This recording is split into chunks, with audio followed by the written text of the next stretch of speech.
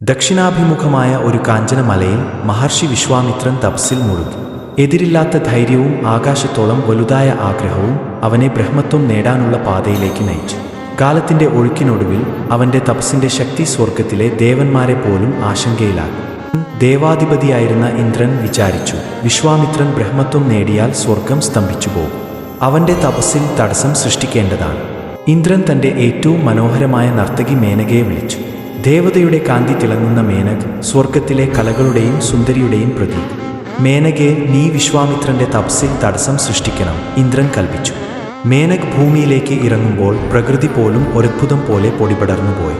കാറ്റിന്റെ താളത്തിൽ അവളുടെ നീണ്ട മുടി പറന്നു, അവളുടെ ചിരി മഴക്കണങ്ങൾ പോലെ വീണു. വിശ്വാമിത്രൻ തപസ്സിൽ മുഴുകിയിരുന്ന തന്റെ കണ്ണുകൾ തുറന്നപ്പോൾ മേനകയുടെ സാന്നിധ്യം കണ്ടു.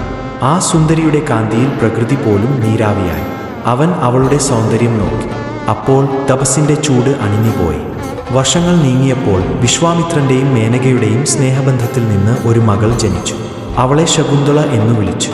അഗ്നിയിലെ കരുത്തും പ്രകൃതിയിലെ സൗന്ദര്യവും ശകുന്തളയുടെ കണ്ണുകളിലുണ്ടായിരുന്നു. എങ്കിലും ഏത് പ്രണയത്തിനും ഒരു പരിധി ഉണ്ടാവും.